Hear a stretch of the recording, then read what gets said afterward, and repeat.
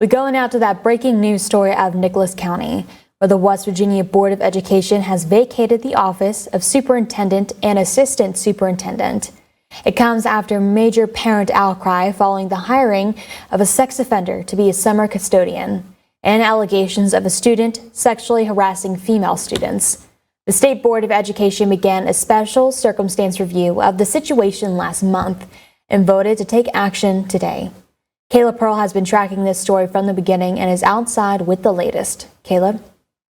Yeah, and Tiger, this action from the State Board of Education comes at the conclusion of an independent investigation was started after parent allegations of sexual misconduct at Summersville Middle School. The State Board of Education also investigated learning environments, conducted interviews with school personnel, and observed classroom behavior. Lastly, it reviewed the school's hiring practices themselves. And after reviewing all that information, the state decided something had to be done. The State Board of Education's review went in-depth into the Nicholas County School System's decision to hire Devin Amick, a registered sex offender, as a summer custodian.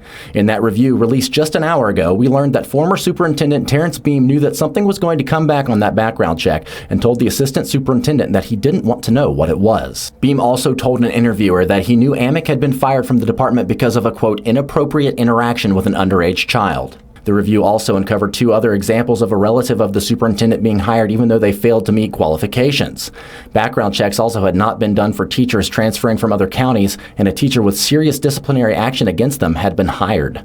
The review did not find any major issues at Summersville Middle School.